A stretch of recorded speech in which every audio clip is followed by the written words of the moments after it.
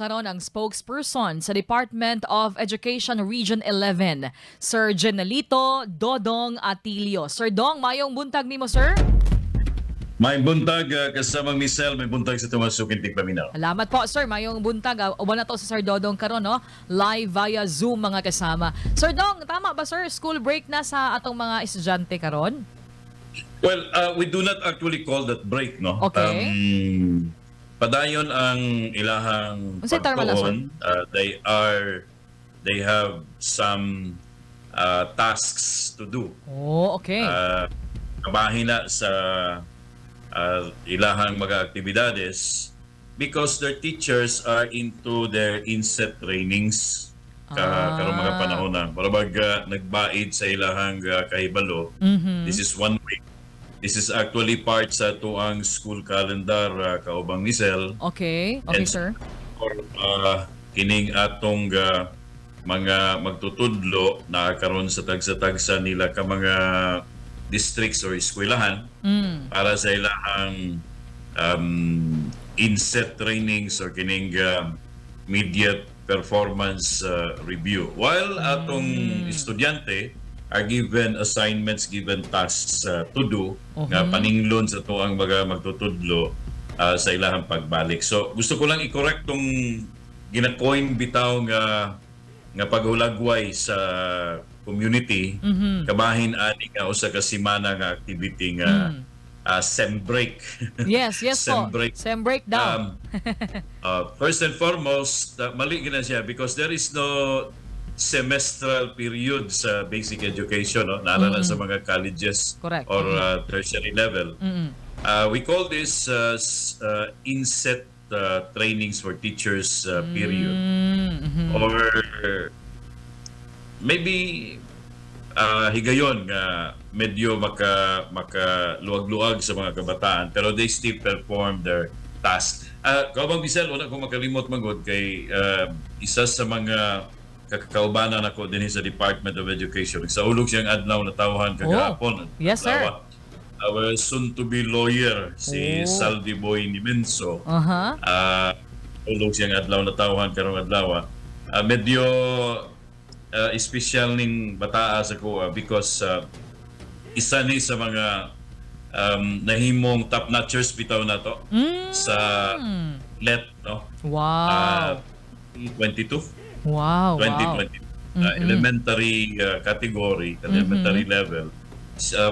Top 4 siya all over the country. So he actually brought some pride and joy in Mindanao, specifically in the city of Davao, and specifically in the Department of Education.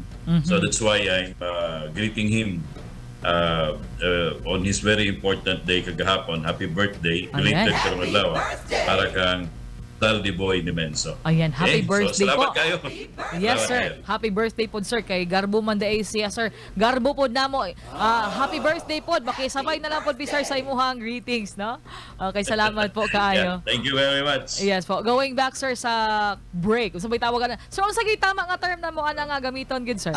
Kay murag, sem break maganda or inset training. So, walay klase but naay ginahimo na assignments or kumbaga naasa balay na agihapoy ginahimo ang mga students. Tama po? Na sila ikuan, na sila kining kuan, no? Na sila aktibidades nga ginapahamta o ginahimo sama sa kung sulti. It's just plain and simple kining honing of skills ato ang mga magtutudlo. Because that is how we value the effectiveness of our teachers.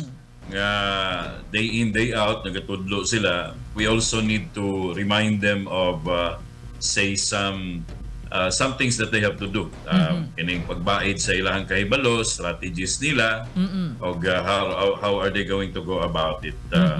But in the meantime, providing a little elbow room, no, para sa tuwang mga kabataan.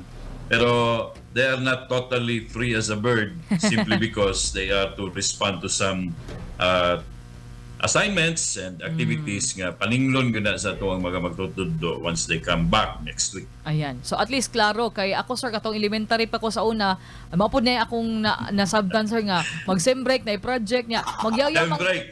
magyaw-yaw anong imbis nga sem break na mga project. Ano man na di ba sir nga magyaw sa mga Yeah. ginikanan. So at least klaro karon nga naagi di ay dapat himuon ang mga kabataan nato sulod sa balay. Ayan ha. So klaro mga kasama gikan mismo sa atong spokesperson sa DEP-ED 11. Sir Dong, tama ba sir, gagahapon gi-launch sa DEP-ED ang school mental health program o katong school-based feeding program nato sir? Yeah, parte magud na siya, no? It's an annual program of the department kay we wanted to combat also kining kagutomon sa sulod sa tuang baga tulunghaan, targeting those indigent children of ours. Dili man tanan gina-subject nato sa school feeding. Katulang yung angayan nga dapat pahamtangan sa mga matang sa programa kay para sa kasayuran nitong wapay for those who are not yet in the know, ginatimbang na mo ng among mga bata diha sa public schools pagsugod sa klase. And then katong mga medyo ang timbang alarming para sa mua moto sila gina-subject kaubang Misel sa school feeding program. Nagitay budget ana. Yes. And then monitored ng ilang ilahang kining timbang no, ilahang pagkaon. Kinahanglan nutritious food na ay menu nga ginasunod ana, dili basta-basta nga magluto lang ang in charge. Kinahanglan nga nagtuman siya sa menu nga giandam pod sa Department of Education. And ay naga-check pod niya na ng mga medical personnel sa department. So we expect nga ang bata pag human sa tuig magmaayo ang iyahang kahimtang panglawas, and then mukin siya timbang. Okay. Not necessarily mutambok, but eventually ma-rescue na to siya gikan dito sa iyahang sitwasyon nga dakong problema sa malnutrition. So it's one way actually, one program of the department that is continuing, and a very, very good program. Yes. Because it aims to combat malnutrition sulod sa tulungaan. So that is continuing, and Okay. then ginapakusgan po nato kining mental health awareness Yes, sir. and Kini, sir. campaign susulod sa mga tulungan nato. In fact, na mga ipang-distribute karon ng Department of Education Regional Office 11 nga mga libro, balasahon, mga reference materials, mga educational information materials sa nagkadaiyang mga tulungan nato diri sa Region 11 para pakusgon patong campaign against problems sa mental health. Maliban sa naka-establish na daan ng mga programa alang din ha, kaubang Misel. Okay. Nindot kayo sir no nga ang tema gali tama ba ko sir, batang matatag, nourishing minds, strengthening bodies no. Nindot kay nga ang ginikanan na minaw kung iyang estudyante na sa eskwelahan through DEP-ED no, makasiguro siyang not only physical based sa feeding program na apoy mental health no, na program sa mga bata, and salamat sa DEP-ED for that. Sir, this would be my last question. Expected that today January 25 dito sa Pasay City ang atong Vice President o ang atong Secretary sa Department of Education mag-deliver siya Sir Dong sa iyang ikaduhang basic education report. Sakto ba sir? Unsay atong Yeah, that's correct. ginalauman ana sir? That's correct. Thank you very much for pointing that one out. Kaya ako ang kaning i-appeal yun no, sa kumensahe karong adlaw. Yes sir. Karong adlaw, alas 2 na sa hapon, gi-invite na mo ang tanan nga pinagi sa DEP-ED Philippines Facebook page. DEP-ED Philippines Facebook page o dili ba ka din sa DEP-ED Region 11 Facebook page kaya ato man ang i-cross post. Si Secretary Vice President Sara Duterte mo deliver sa iyang ikaduha na ni actually Yes po. basic education report sa ato ang nasod karong alas 2. So if you have time, please view it, access it via DEP-ED Philippines Facebook account or DEP-ED 11 Facebook account para masayod ta kung unsa tong mga buot nga buhian nga mga senaryo pamahayag ni Secretary VP Sara. Mura mo kuning State of the Nation address, no? Yes, Pero sir. State of the DEP-ED address ni siya. Oo. Pero ang iyahang titulo alang ni is Basic Education Report. She is to report to the Filipinos kung unsa nay nahitabo karon sa og estado sa kahimtang sa edukasyon diri sa nasod. And we hope that we can have you with respect to your presence this afternoon, no? Alas 2 usbon ako pinaagi sa DepEd Philippines Facebook account. Yes, sir. There is a DepEd Region 11 Facebook account. Opo. Thank you, Kaubang Misel, for Yes, asking. Sir Dong, unsay atong ikaw siguro sir, expectation di mo sir nga malakbitan o niya ni Secretary Vice President Sara labi na kalamot ining matatag agenda nato sir. Yes, kanang matatag agenda diya gyud naka-angkor tanan, no, kining posisyon baruganan sa Department of Education sa pagkakaron. Kada letra anang matatag with nagresemble kana sa paningkamot sa departamento alang sa kabataan, alang sa iyahang human resource teaching and non-teaching personnel, alang sa mga partners niya sa pribadong sektor o sa mga interesadong grupo diya sa natad sa pampubliko o pribadong edukasyon dinhi sa nasod. I also am trying to convey nga nag-expect po ko, no, nga laruhon ni Vice President Sara Duterte she will allay all the fears of those nga nabalaka nga mawala ng senior high school.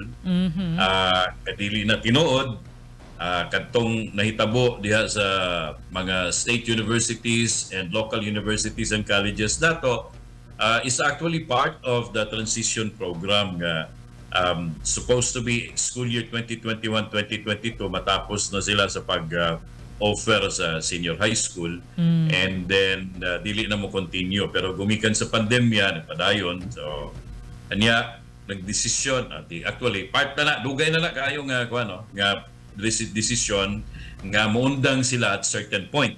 So nahitabo na to, nag-issue na po og ikaduhang memorandum ang atong CHED just to remind the SUCs ug LUCs nga undang na dapat sila sa pag-offer ng senior high school program. Ibasa man gud to sa kadaghanan Kaubang Misel nga senyales na nga matapos na ang senior high school. So dili na tinuod ang senior high school magpadayon, natapos lang dito sa SUCs ug LUCs. Pero ang senior high school sa public basic education o private basic education, private schools magpadayon ka na siya. Nag-expect po dato nga the President, the Vice President, Secretary will also say something about kining bukal kayo nga issue karon kapahin aning mikuyanap nga balita nga mobalik na punta sa bulan sa Hunyo sa pag-upgrade sa klase. So that is what we wanted to hear from the VP Secretary. Although nagkuyanap ng mga impormasyon yan pero on the end of DepEd Regional Office 11 gusto na itong ipasibaw nga wala pa'y klaro bahin ini. Although gusto na kong kumpirmahon nga usan sa mga issues sa Kaubang Misel nga wala gyud namo gipadapli, no? Okay. Kay pabilin siyang mabukalon nga issue kayo, and then we give premium to this issue. One of those issues that we listed as part of the top priority issue that has to be responded by the department kining hisgutanan kabahin sa ug dakong pangutana kabahin sa kahimtang sa edukasyon sa nasod. Unsa na ba yun? Mabalik na bugod tag Hunyo o magpadayon ta sa buwan sa Agosto. We hope that the Secretary will also clarify that. But on our end, usbon ko, wala pa'y klaro kabahin niya na padayon pa ni ginahisgutan sa kasamtangan. Ayan. Salamat for clarifying, Sir Dong. And among atangan o niya alas 2, no? Sa Facebook page sa DepEd. Salamat, Sir Dong, for your time. And more power, sir, sa DepEd. We salute our teachers. Salamat po. All the time. Dahil salamat. Huwag maing buntag na tuntanan. Si Sir Dodong Atilio kasamang spokesperson sa DepEd Regional Office 11.